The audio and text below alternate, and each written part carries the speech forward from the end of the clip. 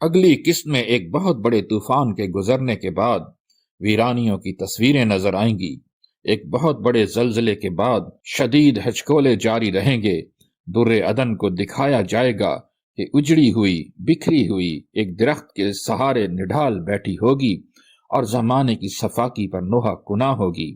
تبریز کی ماں اور جوہی دوڑتی ہوئی اسے ڈھونڈتی وہاں پہنچیں گی، اس کو سنبھالنے کی کوشش کریں گی، لیکن وہ سنبھلے نہیں سنبھلے گی۔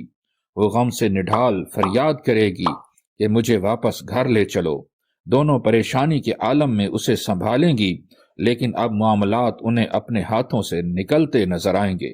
ادھر تبریز جب اپنے والد کو بتائے گا کہ یہ سب کچھ سوچی سمجھی سازش سے کیا گیا ہے، در عدن کو ظلم کا نشانہ جان بوجھ کر بنایا گیا ہے، تو اس کی آنکھیں حیرت اور غم سے کھلی رہ جائیں گی۔ وہ شدید صدمے کے ساتھ ساتھ غصے میں غضبناک ہو جائے گا۔ وہ کہے گا کہ میں اس معاملے کی مکمل تحقیق کروں گا، میں تبریز کی ماں سے معاملے کے بارے میں معلوم کروں گا، اور اگر اس میں کچھ بھی سنبل ملوث نظر آئی تو کسی صورت اس کو نہیں چھوڑوں گا۔ اس کی تڑپ اس وقت قابل دید ہوتی ہے، وہ پورے جلال میں نظر آتا ہے۔ جوہی سنبل کے پاس پہنچتی ہے اور اسے باقی رقم ادا کرنے کا کہتی ہے۔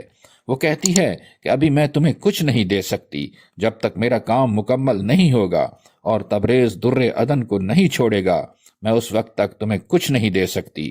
جوہی حیران رہ جاتی ہے، پریشانی کے عالم میں اسے کچھ سمجھ نہیں آتا۔ وہ کہتی ہے کہ تم نے جو کام ذمہ لگایا تھا وہ تو ہم نے کر دیا۔ وہ جا کر اپنی ماں کو بتائے گی، اسے پچھتاوا بھی ہے، لیکن اس کی آنکھوں پر لالچ کی پٹی بندھ چکی ہے۔ وہ منصوبہ بنائے گی کہ اگلا مرحلہ کس طرح طے کیا جائے۔ گاؤں میں گھر کا منظر یہ ہوگا کہ عرفی حقیقت جاننے کے بعد گھر لوٹ جائے گا۔ وہ معاملہ شفق کو بتائے گا۔ وہ کہے گا کہ مجھے سمجھ نہیں آ رہی کہ در عدن پر جو غم کا پہاڑ ٹوٹ پڑا ہے اس کی تلخی کیسے دور کروں۔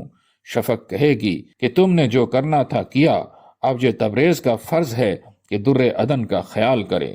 اس معاملے میں تمہیں نہیں پڑنا چاہیے۔ جوہی پریشانی کے عالم میں بھاگ رہی ہوگی۔ وہ شور مچائے گی کہ در عدن کہیں پر نظر نہیں آ رہی۔ تبریز کی ماں بھی بوکھلا جائے گی، اپنا سر پیٹ لے گی اور کہے گی کہ یہ کیا غضب ہو گیا، اگر در عدن نہ ملی تو تیرا ابا مجھے نہیں چھوڑے گا، اور پھر یہ کہ اگر وہ نہیں ملتی تو بقایا پیسے بھی نہیں ملیں گے جو تو اپنے شوہر کلیم کو دے سکے۔ دونوں اسی عالم میں دیوانوں کی طرح اسے ڈھونڈنے لگیں گی۔